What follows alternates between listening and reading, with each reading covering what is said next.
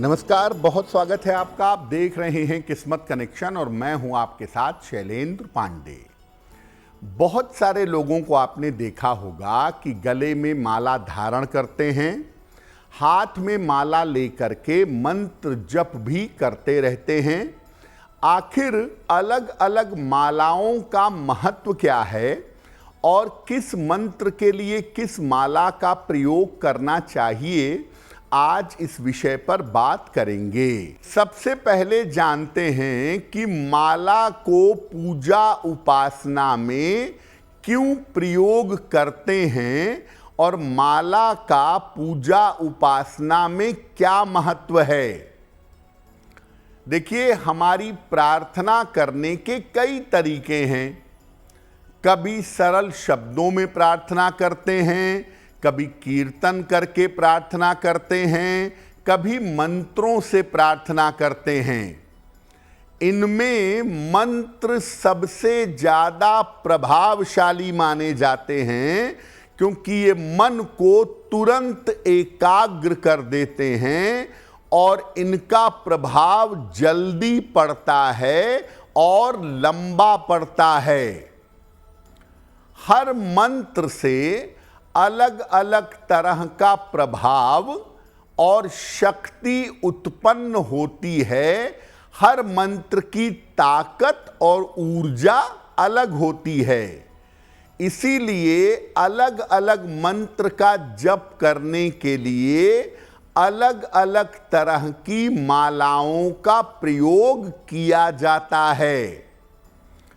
जब आप अलग अलग मंत्रों के लिए अलग अलग मालाओं का प्रयोग करते हैं तो ऐसा करने से अलग अलग मंत्रों की शक्ति का लाभ आपको जीवन में मिल सकता है। माला का प्रयोग इसलिए भी किया जाता है ताकि मंत्र जप की जो संख्या है वो ठीक रहे, उसमें गड़बड़ी ना हो। माला में जो दाने लगे होते हैं उनको मनका कहा जाता है। सामान्यतः माला में 108 दाने या 108 मनके होते हैं, लेकिन कभी कभी इसमें 27 या 54 मनके भी पाए जाते हैं। तो मुख्यतः मंत्र जपने के लिए आप अलग अलग मालाओं का प्रयोग करते होंगे। हर माला का अपना महत्व है और अलग अलग मालाओं से अलग अलग मंत्रों का जप किया जा सकता है। तो आपने ये समझ लिया कि अलग अलग मंत्रों के लिए अलग अलग माला का प्रयोग क्यों किया जाता है। माला के प्रयोग की सावधानियां क्या हैं और माला के प्रयोग के नियम क्या हैं। देखिए, माला के दानों की यानी मनकों की संख्या कम से कम 27 या 108 होनी चाहिए। हर मनके के बाद एक गांठ जरूर लगी होनी चाहिए और मंत्र जप करते समय तर्जनी उंगली से, इंडेक्स फिंगर से माला का स्पर्श नहीं होना चाहिए और 108 के बाद एक ऊपर दाना अलग से लगा होता है, उसको कहते हैं सुमेरु। सुमेरु का उल्लंघन नहीं होना चाहिए। सुमेरु को आप क्रॉस नहीं करेंगे, माला को पलट लेंगे। मंत्र जप के समय माला किसी वस्त्र से ढकी होनी चाहिए या गोमुखी में होनी चाहिए। मंत्र जप करने के पहले हाथ में माला लेकर प्रार्थना करनी चाहिए कि माला से जो मंत्र जप किया जा रहा है वो मंत्र जप सफल हो। और जिस माला से आप मंत्र जप करते हैं वो माला हमेशा व्यक्तिगत होनी चाहिए, दूसरे की माला का प्रयोग नहीं करना चाहिए।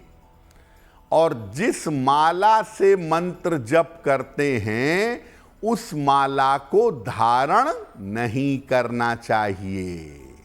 अब ये जानते हैं कि अलग अलग माला के प्रयोग के लाभ क्या हैं और प्रयोग करने का तरीका क्या है। सामान्यतः किसी भी मंत्र का जप आप रुद्राक्ष की माला से कर सकते हैं। शिव जी और उनके परिवार के लोगों के मंत्रों का जप रुद्राक्ष की माला पर करने से विशेष लाभ होता है। सफेद स्फटिक की माला एकाग्रता, संपन्नता और शांति की माला मानी जाती है। धन प्राप्ति और एकाग्रता के लिए स्फटिक की माला धारण करना भी अच्छा होता है। विशेष प्रयोगों और विशेष मनोकामनाओं के लिए हल्दी की माला का प्रयोग किया जाता है। बृहस्पति देव और माता बगलामुखी के मंत्रों के जप के लिए हल्दी की माला का प्रयोग किया जाता है। तुलसी की माला का वैष्णव परंपरा में सर्वाधिक महत्व है। भगवान विष्णु और उनके अवतारों के मंत्रों का जप तुलसी की माला से किया जाता है। और अगर आप तुलसी की माला धारण करते हैं तो आपको वैष्णव परंपरा का पालन करना चाहिए। प्याज, लहसुन, मांस, मदिरा से दूर रहना चाहिए और दोनों समय भगवान विष्णु या जो उनके अवतार आपके इष्ट देव हैं उनकी पूजा करनी चाहिए।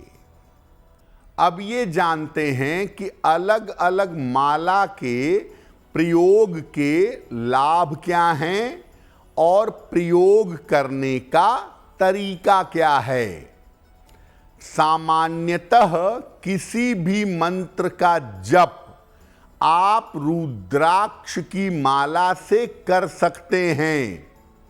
शिव जी और उनके परिवार के लोगों के मंत्रों का जप रुद्राक्ष की माला पर करने से विशेष लाभ होता है। सफेद स्फटिक की माला एकाग्रता, संपन्नता और शांति की माला मानी जाती है। धन प्राप्ति और एकाग्रता के लिए स्फटिक की माला धारण करना भी अच्छा होता है। विशेष प्रयोगों और विशेष मनोकामनाओं के लिए हल्दी की माला का प्रयोग किया जाता है। बृहस्पति देव और माता बगलामुखी के मंत्रों के जप के लिए हल्दी की माला का प्रयोग किया जाता है।